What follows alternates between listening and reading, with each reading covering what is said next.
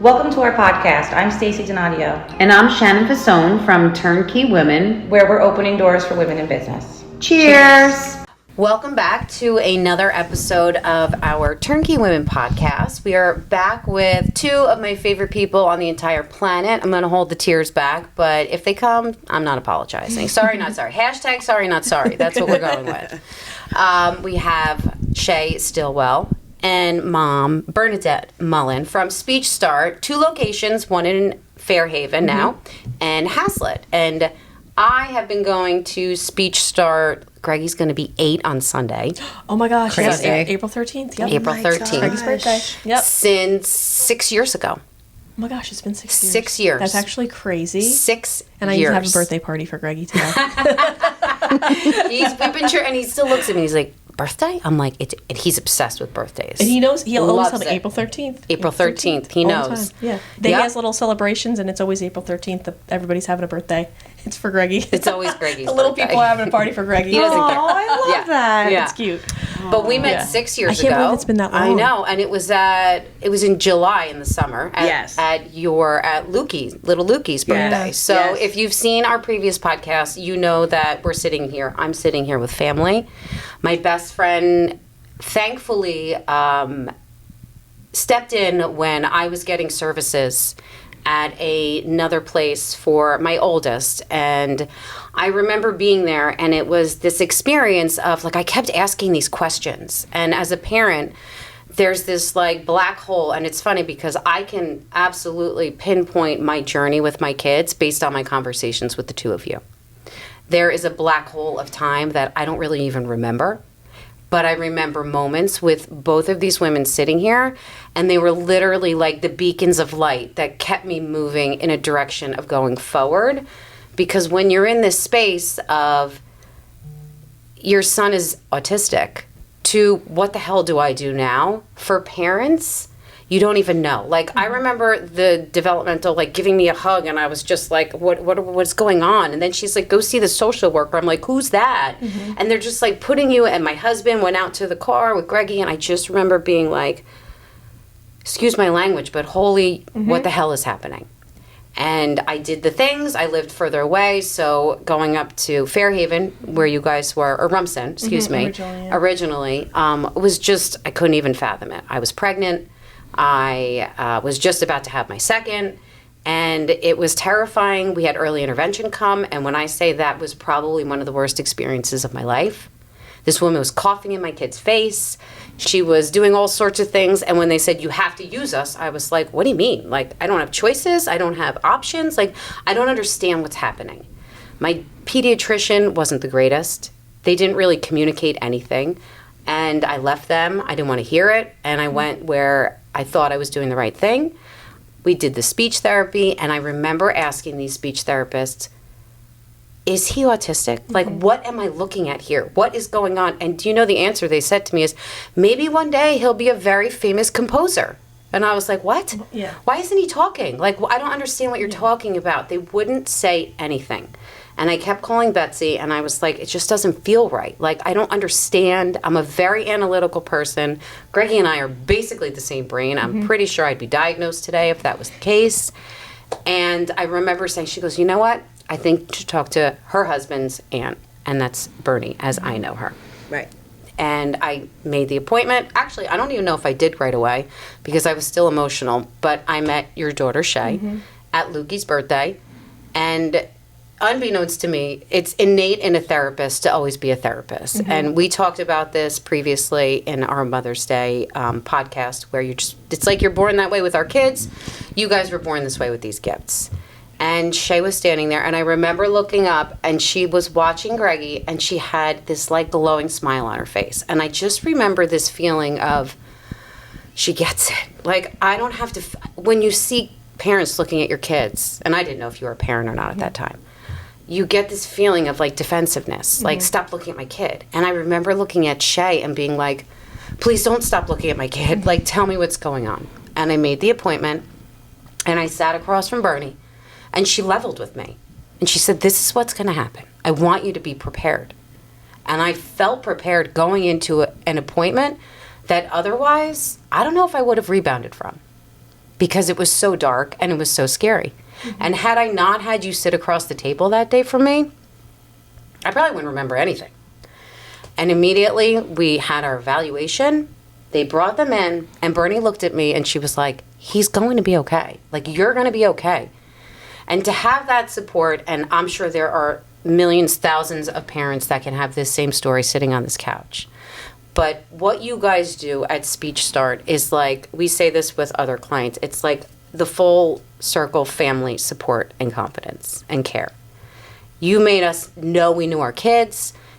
I'm sitting here today in an office that is a business because I became an expert on experts, and I'm sitting here with the most expert in speech, OT, the whole gamut of a world that is so foreign to parents. So I know we've had this conversation.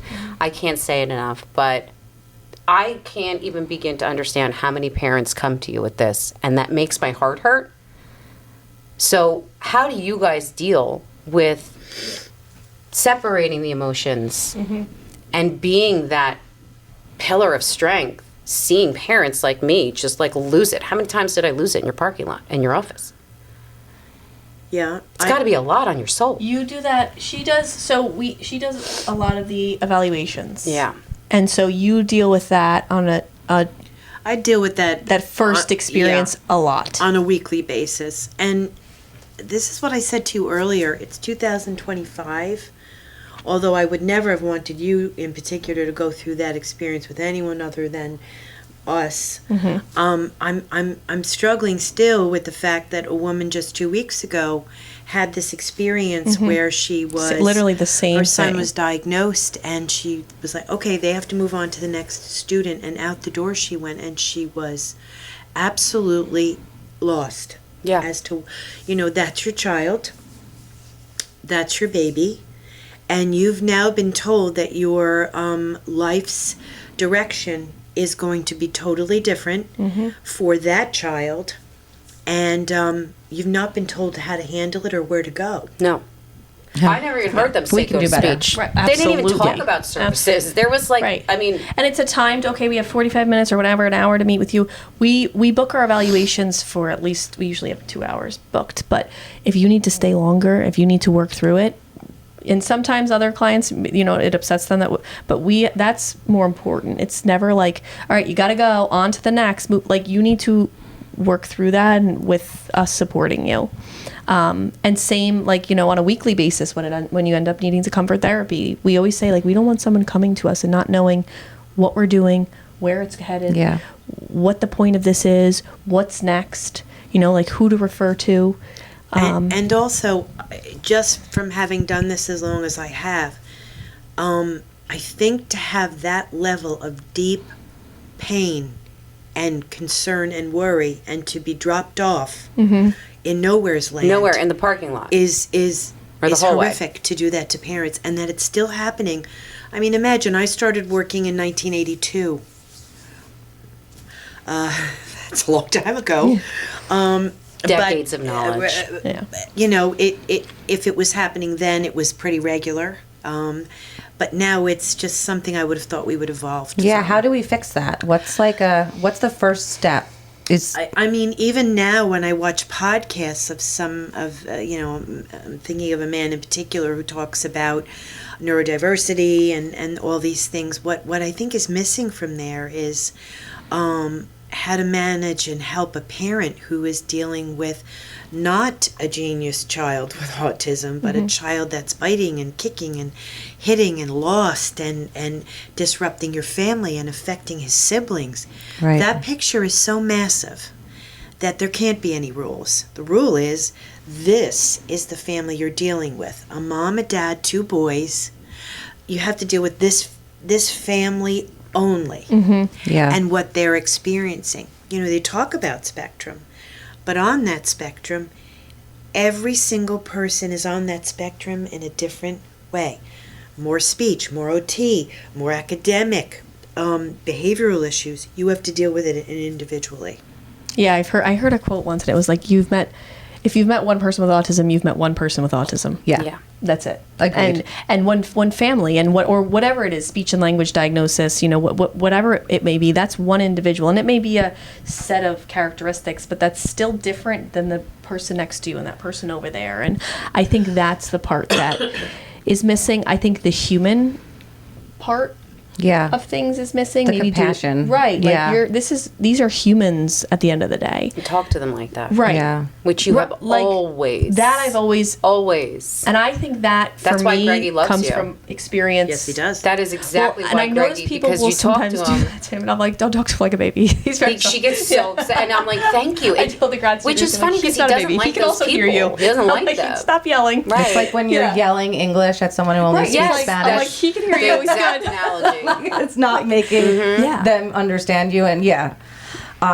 interesting. So It's- what do you think? Like, do you think not an answer, but like a step in the right direction as far as like parental support would be, all right, we're at the school or we're at whatever office we're at having our evaluation, and now we assign you like a social worker or a resource? Like, is there... The problem is, I feel like I think Wait, it's what even did- before that. I Yeah. think Okay. just having worked at multiple universities in New Jersey as an instructor, one of the things that is missing, hugely missing, is they're pushing these young men and women through programs and feeding them a lot of facts. Yeah.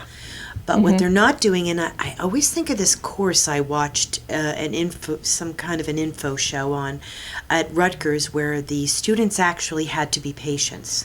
Okay.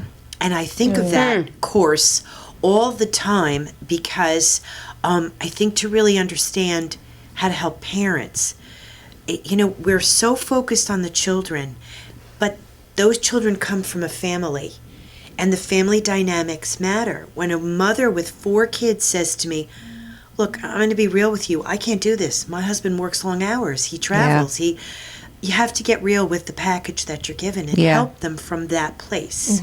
Not from some place that you've decided. Yes. This is my concern with young people starting businesses without a lot of experience. I'm not being concerned about it. I think everyone has, the support when women in particular, but you have to have enough life and professional experience to bring to the table those skills. Right. So I think the place to start, and I've had this conversation with, let's say, Daria, for example, there needs to be more coursework on helping parents.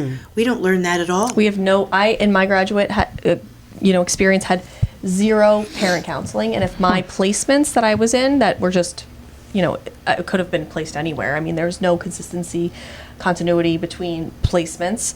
If they didn't have some level of that, I would have had 0 experience. It's just and I was in this field, exposed to this my whole life. Right. It's really, and I think the other thing is, for some reason, maybe it's social media, whatever it is, it looks like maybe more glamorous than it is sometimes. Yeah. I think this is hard work, and it's hard work and it's worth it, but it's hard work.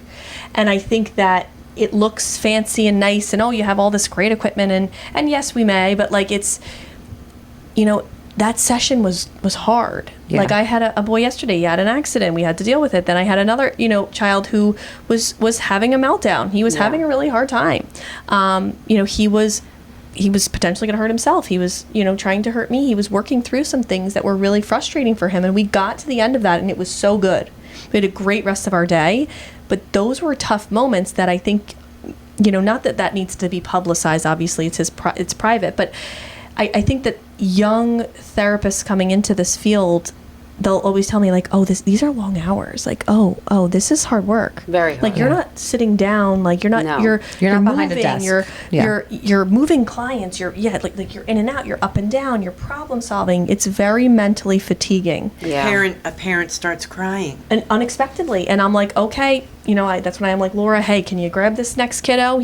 I'm going to have to just take the a minute. system you guys have. And I'm going to have to. This parent needs me right now, and that other parent might need me in the future, and it will be their turn, but right now it's this person's turn. Right. And I have to make that decision, and sometimes it's not comfortable.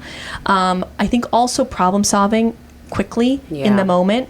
And I see some of even our own therapists at times, you could see that blank stare like, what do I do? Right. You know, that is something that is critical, book knowledge is emphasized, and that sort of, you know, sometimes it's more innate for others, for some versus others, but that's not, it's like, I always flip the script on my grad students. I'm like, so what do you think we should do?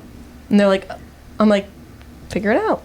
Yeah, Right. book You know? knowledge is important. I feel very privileged. When I went to college in 1980, I had a professor who was light years ahead of himself. He was an audiologist, not a speech therapist, so he counseled many students who were deaf and hard of hearing or had craniofacial anomalies. He had a pretty hefty history, and he said, you have no business being in this field. I had 2 semesters with him of parent counseling, but I never saw it again. That's insane to me. Yeah. I spent an entire year That is with him. insane to me. Nothing I mean, at I guess all. in the 80s, I would think, because we have evolved, like, we are more in tune now with, like, emotional, like, the emotional side of everything. But for now, like, 2025, to not have, Nothing.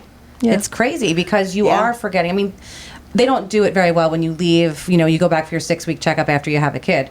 But they will say, do you have support at home? Do you have help at home? Like, that should be that should be the first question. Right. It's funny that you say that. I took Shaylin's little ones to the doctor the other day, and there was a plethora of material on 6, 12 weeks after birth. If you need us, if you call us, if you... I don't see that for parents. There's who've a lot just more been of that unloaded. available. Yeah. There's Look, even centers, like we they don't just even opened up go a to new our one. pediatrician Yes, anymore. they do. Right. We As don't. they should, but there should also be, and not a crisis center, but like A help some center.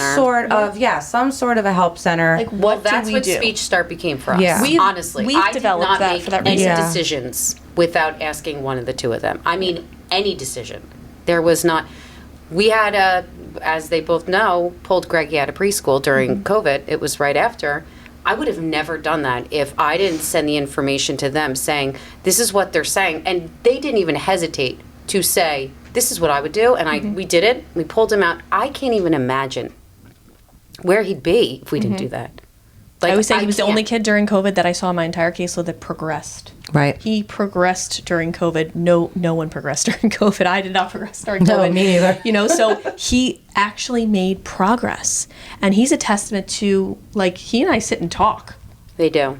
Like, we full-blown have conversations. I love that. And there was a point where I don't know if you thought that was going to happen. Ever. And I was like, she it's would going to tell me it was happen. happening, and I remember going home like, is she telling me this to make me feel like it can happen, or she wants me to have hope? Right, I'm like, 'cause yeah. I can't ever imagine it happening. And then Shay would always say to me, it always starts here first, and then it goes outside of here. And sure enough, I mean, I could literally track the entire journey of...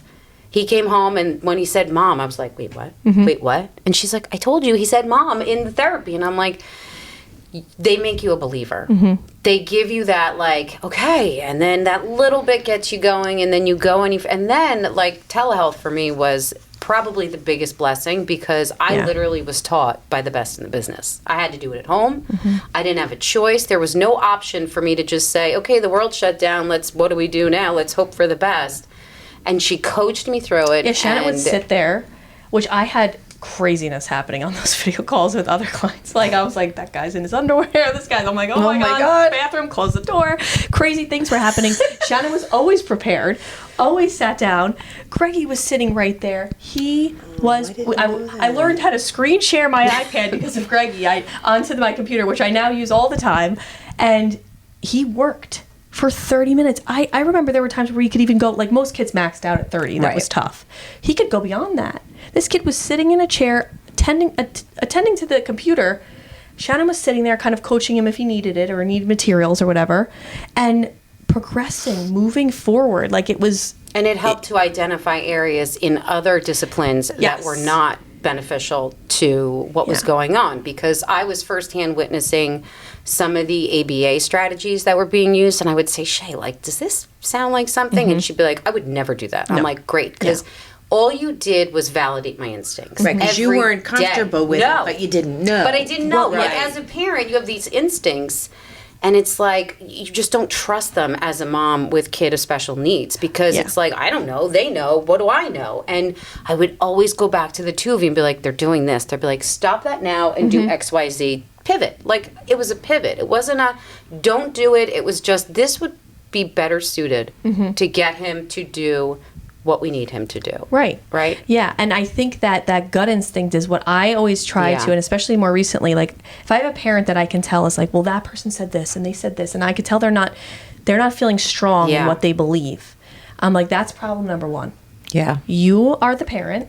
You need to know what you like, even if you don't know exactly what it is, you know what feels right and what doesn't feel right. Yeah. And you need to stick to that. Yeah, and parents really need to be empowered like that, because there are some very, and I am going to use the word aggressive therapy methodologies that the people behind them insist that is the only way. And we are talking a great deal about autism, but this is not restrictive to autism.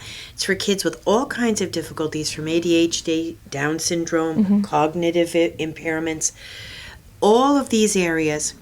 You know, we really need to slow down and help the parent work through this process. Yes. Yeah. We just really have to. It's so important because what you do in that session, if it's not carried over to home, it's almost like, I won't say that phrase, but like spitting in the wind, right? Right. Like, what's the point? And we've talked about this when I can tell when one of Greggy's other therapists is not on the same page as us. I can literally Talk about tell. a Greggy detective. You can tell when he doesn't take his supplements. Right. I'm like, something's off with him. What's wrong? He's like, oh, I stopped giving him this, vitamin or whatever. She knew. So, but I'm like, I can tell. And that is so detrimental to progress and so confusing to the child. So the collaborative piece is so critical. Yeah, that's another That's whole, something else we've done. Yeah. Presentation on, But that's women important. Yeah. being respective and supportive of each other by working collaboratively, and not thinking that means you're going to lose your place. Yes. In, We've in, had some in of a, that. in In a meetings. business, or think that you're not. Like, we have to approach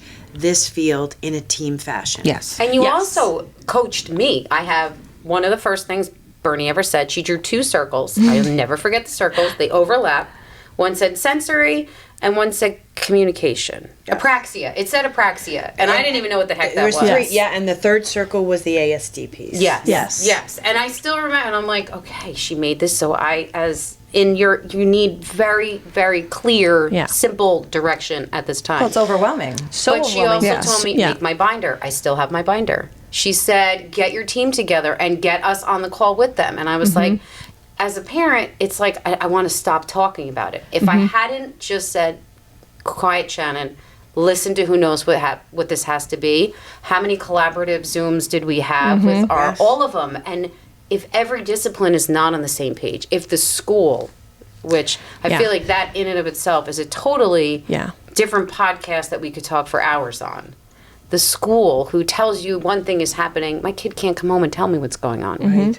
I thankfully had you to say, there's an aggression happening here. Like, I remember when we talked about it, Shay was like, we should talk about anger management. I was like, this is not my kid. She's like, this is not the Greggy I know. Yeah. So either something's happening or there's something else going on. And she knew. She knew. I couldn't see it. You taught me that behaviors are communication. Yes.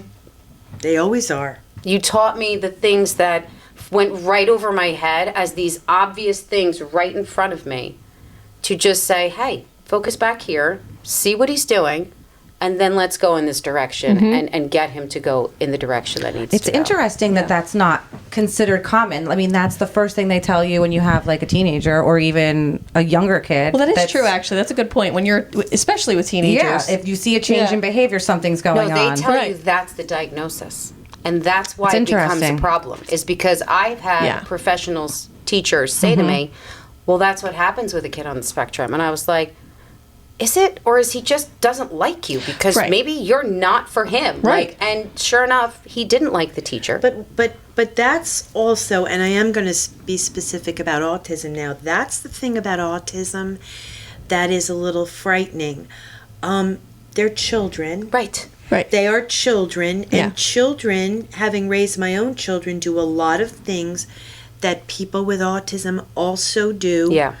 It is not restrictive behavior. Kids have some social issues, not just because they have autism. Kids have trouble sharing, not just because they have autism. This is literally the conversations that we've had. Yeah. Like, literally. Kids get angry, not just because they have autism. And kids have things like my youngest son had tremendous difficulty separating from me. I mean, really significant. right. My oldest. Yeah. They had to peel him off. I would walk to my car and he was screaming. Yeah. Now, he did not have autism, but this is what I always hear. Well, they Yeah. said it's because he has autism. No, it's because he doesn't Yeah. want to He's a leave you. child. He's a child, I right? feel like I hardly ever You've never actually say autism. ever. I Yeah. never. This is To any probably one parent. of the first times I'm sure you Right. can attest Yeah. that I've Yeah. both Which I of know you. that that's a diagnosis. I don't really care about that. I mean, yeah. Ever really, because it's just that's not why. I mean, I guess in a sense it's why some of this is happening, but that's not why. Like, I just would rather look at you just like a human, and Right. and this is what you like, this is what you don't like, this is what works for you, this is what doesn't work for you. You are having trouble speaking, so I have to focus on that. Right. You can't sit for long periods, so how do I adjust right. for that? Right. It's more. We're that's still what working we're on looking that. at. Yeah. She just solved that puzzle last Oh, week. I know. I'm hoping that I brought that back. So let's hope it works again today. But yes. you guys destigmatize something that seems so scary. Yeah. And you put it back on a level that is just figure out how they learn. Mm-hmm. And it's different for all of them. For Greggy, thankfully, Shay said, I think we should try the iPad with him. That was a really good segue for him in particular, and that in particular is very scary for a lot of parents. I have parents of teenagers who I'm like, please let me give them an iPad. Yeah. Because it's supports communication. There is all the evidence supports that it improves verbal speech. It Yeah. directly, positively impacts expressive communication. Greggy is Greggy, a I don't testament think to I that. can say this 1,000%. I don't think he would have been verbal if he didn't have that change. And he is that change. He I may mean, have been beyond able verbal. to. Like it's Right. crazy what he's doing now. So Now, I want to jump in there because you mentioned school. I think it was you that mentioned school districts. That's a place Shay and I are having some a lot of some difficulty. difficulty with because a lot of districts they're doing their AAC training through an ABA strategy, and they're saying they're not ready. Well, I'm concerned that kids are not ready to communicate. Well, what is Yeah. and your what's going to frame show of you that they're ready? reference. They're going Right. to talk to you? No, they're not talking. Right. So what are we Right. going to do to get them to talk? Right. We need to do something, and this is a communication system, and a lot of these kiddos, every kid today is very familiar with an iPad. Yeah. No matter what you have or don't have. They can access iPads Yeah. 1,000 times better than we can, these kids. My daughter gets on YouTube. She hardly even has iPad time, and she starts watching people making Play-Doh. I'm Yep. like, how do you even get to this? Like, Yep. what? She's 2 years old. Yep. So that is just, and it's also something that's naturally part of their lives. They're going to be typing, sending an email, texting in the future. So why not give them something that Because can there's so help? much noise, right? There's so much Right, noise it's out like- there with yeah. parents. Like, I had other parents of negative, kids with yeah. the diagnosis make a comment to me and say, Right. oh, about my younger one. They're like, well, are you going to put him on an iPad too? And I said, yes. Yeah. If they tell me to, I'm going to do And now the whatever kid, they tell same me. thing, talks. And James doesn't Yeah. stop He talking. doesn't, actually. Yes, we do really work on does. that sometimes. He's really funny. Now we have to be like, all right, dude, it's enough. But be careful what you ask for, Yeah, I right? know, That's right? what they say, the blessing and the But curse of that it is all. something that, like, just it's funny because, kind of going back to what you were saying earlier, it's like, we're in 2025, but we're not in some ways. Like, we Yeah. have all Right. this technology, why not use it? Yeah. And my cousin Chris is actually the one who kind of jump-started a lot of this with us being involved with, communication and social language and whatnot, and using avatars, like in technology. Yeah. He was kind of the one who started, I guess we started that with him. And then I started to get interested in AAC, augmentative communication. And I noticed that a lot of ABA therapists were just recommending PECs, which is like a printed pictures. Jeez, that was a Like, nightmare in my old school. house. They're still giving They're it- all. I still How many find them kids do we in have places. recommended PECs still? I have It's 3, and I'm ridiculous. really is that what's in the binder? Yes. My girlfriend had the It's like binder. the Velcro Yeah. version of an AAC device. Yeah. Like, It's I like, don't why are we understand why still 2 there? plus 2 is not 4 to these Right. people. Yes, Yeah. why are we still there? Like, do We you are think still a there. laminated picture is different than a touch picture? Right. Like, really? What are we talking about Yeah. here? Yeah, it's With it's technology, crazy. it's very sad. We talked about the age difference between us and things. When I was young, PECs were all we had. Right. Mm-hmm. So, with all the opportunity for technology, we should really move forward openly. Agree, yeah. And if you give someone an iPad and they start using it, then great. If Yeah. they need Right. help, then that's fine too. Absolutely. But to say they have to have all these criteria filled before they get the iPad, I'm really kind of struggling with that. Yeah. So Yeah. you're saying Yeah. you have to wait to communicate. That's Right. what you're really saying. Right. Right. Yeah, and parents will be like, oh, well, that's what they recommended, or I feel like I'm bothering the teacher when I ask them questions. Too bad. Yeah. Bother them all day long. If you are acting like you're Say bothered that by again this for parent, the people in the back. like, you're a teacher of a special education teacher or even a general education teacher. I have a preschool parent who was like, I just feel like I'm bothering her. I'm like, too bad. No, Keep I did bothering in the her. beginning. That is not me. I 100% did. Dear Mrs. So Like, too bad. Yeah, but when you have kids that are exhibiting behaviors, Yeah. you automatically feel defensive. Yes, yeah. And you feel bad because they're dealing with these things. And then once you are like, wait a second, if I have a difficult client who wants X, Y, and Z, am I going to all of a sudden feel angry when they call me about Right. something? Like, you No. have to, as a parent, switch this, I hate to say it this way, but you work for me type mentality. No, And you d- you're yeah. working for my kid, honestly. Totally. Like, that's really, Yeah. and that's what I've been blessed to have of like, no, you push them. And in fact, going back to it, Bernie, talk about documenting my journey. I remember when I said, Bernie, my school system is amazing. They even called me and said they're going to give Greggy an iPad. And she goes, they have to. And I was like, why did she say that? And then I was like, oh, right, because they have to. Right. Like, they don't, you shouldn't feel good that they're giving your kid the support Right. and the What they need. services that Yeah. they need and Yes. legally are entitled to. And Yeah. feeling like your kid is a nuisance for other Right. people when you have, I mean, any child, especially kids with various special needs, Yeah. they're not a nuisance. So No. don't. I don't ever want like them to feel that we think they're a nuisance. If the parent, like, you should never feel that way about your kid because you're just reinforcing that other people. It's okay for others to feel that way, Right. and that's not the case. We want that to end. They're not a nuisance. I have to remind myself when I'm at Speech Start that there actually are other families because you guys have made us feel so like center of the universe. Like, Well, everybody at also the knows Easter your boys egg around hunt, here. I was Yeah, like, it's like, Greggy, the like souls let are them here. see Shay, and he's like, Miss Shay. I'm like, I know, but like we have to remember. But that's a testament to how you guys really do make all of us feel. I mean, during COVID, I guess no one's going to come. The police aren't going to come for us No. now, but Shay and Bern were so mindful of how our kids still needed the help that they needed, and Yeah. schools just weren't cutting it at all. And they started a very small group program. And Yeah. Greggy was one of, I think, 4 kids that were then that group. And all the parents used to sit in the parking lot, and Bern would come out, we would all talk together, and then Shay and the other therapist would be inside. And it was this point of the world was chaotic around us, but like we all felt so grounded and so hopeful because our kids were where we knew they needed to be. I have begged endlessly for somebody to give millions because I do believe that that should be the way that these children are allowed to develop from like diagnosis until I even think 6, 7, 8. I would even keep them there forever. But you and I have talked, and I know you, I'm sure, about how getting to that age is so important, but coming from the perspective of communication and sensory, and not the behavior.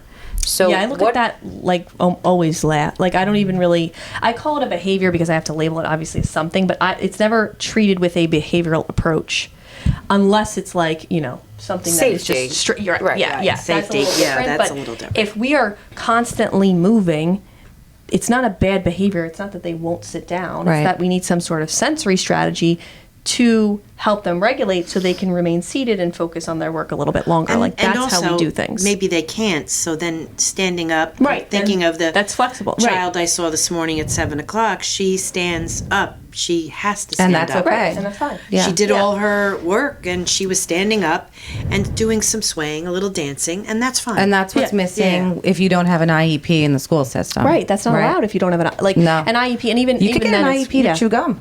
It's crazy. That's correct. These are things James like needs that. That's what one Yes. of my older son's friends, she has an IEP to chew gum because it helps her to focus. Yes. And then Aiden's like, can I get an IEP? Yeah. And I was like, I want absolutely not. But that's another benchmark Yeah. moment where I remember saying, "Oh, Greggy's stimming again," and you looked at me, and you go, "So what?" Right. I'm like, "But he's not supposed to do that." He goes, "He needs to do That's that what right he has now. to do. Like, let Yeah. him do it." And I Mhm. was Yeah. like, Right. "Yeah, let him do it." Like, why do we have to? It's so interesting to me as a parent where we're talking about these kids who are so outside of the box, and these schools try to put them into a box and then don't understand why they're not performing the way Right. that they should be performing. How many times have we fought with the school to say, my kid isn't like this in his therapy sessions? why is What's it going on different here? in this classroom? Totally. I went into a school district the other day. It was an out of district, like kind of far from here. And they were like, this boy is, they talked him up. He was like aggressive. All these things were happening. I'm like, all right. I'm like, let me see him. Come on. Enough talking. I'm like, let's go. So I go in there and I'm like sitting there watching, and all of a sudden it's like, yellow jacket, yellow jacket. His jacket is gray. So he was telling me he wanted to go home, which then no one was really identifying that that's what he was saying. But Because he had an wanted his yellow experience with jacket a at yellow home? jacket Okay. once. Yeah, maybe it was at home. Okay. Maybe he had a yellow jacket. He wanted to leave. That's what he was telling us. But no one was identifying that it was seen as bad behavior. And then what happened? It escalated. That he was getting upset because Right. he's like, no one's talking to me. No one's answering me. And there's no understanding of the sequence of events. And they put him on something called a no demand condition. And I was like, AKA, you don't have to do anything? Oh, that's So you don't ask him to do anything? Nothing all day. I'm like, Well, that's reinforcement. This is in such what- a great way. we see, and Yeah. this is like a very well thought out plan that I've received from schools, and I'm like, what? Wow. Any child is going to be like, heck yeah, I don't have to do anything. You know That what just I mean? sounds like a way to like remove themselves And it's from not any good. like culpability or Totally, and it's Or having to work hard. These are the things- Like, that was totally. the thing that you guys That's like what it is. taught me was that no, they got to do the work. Right. Like this isn't just like show up and we're doing the services. Like you said, this is like very hard work. The gravity is. of what happens Yes. in every minute of their lives from that at that age that age in particular, yes. is Yeah. life changing. And you're establishing habits and experiences for the little ones that, like, if that's allowed and it's negative, and now I always want to go home, and now like we're starting to get into like spiral, like Yeah. it's becoming super You negative. have to be very careful that when you analyze children, you don't only analyze them by the behaviors you see, but look at them more holistically. Right. It is something historically that I have seen. It started years back, and then it got a little better, and it seems to have gone back the other way. We just talked about Yeah. this again, where they are their behaviors. They are not their behaviors. Right. There in particular is a huge lack, and I said the best thing we ever did was add OT to Speech Start. Yeah. Because our OTs teach me something every single day about myself too. My husband too. I'm like, chew some gum. How about Right? chew some gum? I think you need Take some a putty. walk. He's like, okay. Do you need I a bring him home. squeeze? Yeah. I'm like, maybe you like a weighted blanket. He's like, all right, calm down. But I think that in particular is lacking. Yeah. And Yeah. we all, everyone has difficulty with regulation at some point. Oh, yeah. You know, like you know those moments as a mom where I'm like, if my kids don't stop screaming, I think I'm going to run away. Yeah. I'm going to just run out the door. I need a minute. I'm going to scream myself. Ah! I would You tell know, like- Shannon, put the AirPods in. Yeah. That Yes. was my trick when Aiden was colic. I would just put the AirPods in and That'll he'd be drive you screaming. crazy. And I'm like, Totally. I can't hear you. I love That's you. know those I need- moments yeah. though, and it's like we have those, we experience those. So the more we reflect and say, what does that feel like? Think about if you're inside that child's body. That's what it feels like all the time. Yeah. So of course he's not listening. Of course he's not sitting. You know, he is having bad behaviors. You know, if that's in your head all the time, that's so stressful. And we use the word overload as adults. I'm overloaded, but it means the same thing. Right. You know, on Monday, for example, 25 people came into my office and asked me questions. 25 different people in a very short period of time. It's overloading. Yeah. I'm twirling my hair. I'm doing this in my chair. We are all Biting doing your these. nail. Yes, Yeah. we're doing these very same things, but they're not called sensory issues or behaviors. Well, they should be called sensory issues. They're just, you know, you're overloaded. Yeah. But it's the same, Same thing. It It's is the same thing. And then also identifying when, okay, now they are able to regulate a little bit better. This is a much better environment for them. Now we need to set a boundary. And that's just a child needs a boundary. They need structure. They Right. need rules to learn about their environment. So then that, like, it's just, I feel like at Speech Start, we're good at always like moving into the next like stage progression progress wise, but it's like then I found that if anybody, you know, if other disciplines do know about sensory challenges, then they just sit there and it's all sensory. Right. But then not everything's sensory. We talk about this then it just everything seems to get very extreme very fast. It's like it's not just that. Okay, now we've kind of regulated them a little bit more. They seem regulated. They're showing the signs of that. Now we can do some, you know, some real hard work. Some work. We're ready for Everything, it. everything Yeah. in moderation. And I think that's what's missing. It's like so extreme, everything. But this is the theories they're extreme. Yeah. There's one theory way over here, the other theory way over here. And language therapists don't believe that there should be just a theory. They believe you have to address the child, help them communicate, and then personally program for them. See, we don't really adhere to one theory. Right. So we have a different There's not one perspective. answer. Right. Yeah. And a lot of times that's what the schools will give you. That's what certain extreme, more extreme or like super evidence-based approaches will like emphasize that this is Okay. what we do. This is our program. This is our answer. But what if that doesn't work? Doesn't work. This is our Most times program for doesn't who? work. Right. Maybe Like, for who one is it kid. working for? Yeah. You Yeah. know, Yeah. but not 10. It you is know? legitimately the perfect combination of realizing that they are out of the box, very individualized little human beings, but also making us as families feel like every kid has their issues. Right. And not making us feel so isolated in a world that inherently we feel isolated in because my motherhood journey is different than most of my friends, if not all of them. So I can attest to what support, confidence, guidance, all of the things that both of you and all of your therapists at Speech Start has given us. You guys have cultivated a place that doesn't just, it's literally where my kid knows the days of the week are going because he goes to the place where he feels safe and happy. And that is not something that you can replicate, duplicate, and I could talk about it forever. I loved having you both here. Yes, this thank is you for having beyond full us. circle, and it has even taught me even more than the both of you had in my 6 years with my kids at Speech Start. So thank you. Keep fighting the fight. Thanks We're for trying. having us. Thanks Come back. for supporting us and for, making sure that people know about this. I think Always, sharing your story always. Super important. is really helpful for other parents. I mean, parents need to hear that. An expert on experts. That's Yeah. what I learned. Yes. And my kids can tell the tale themselves. Yeah. And that Yes. is a big deal. That is Yes. such a big deal. So thank you. Thank you. Yes. Thank you, girls. Thank you. Thank you.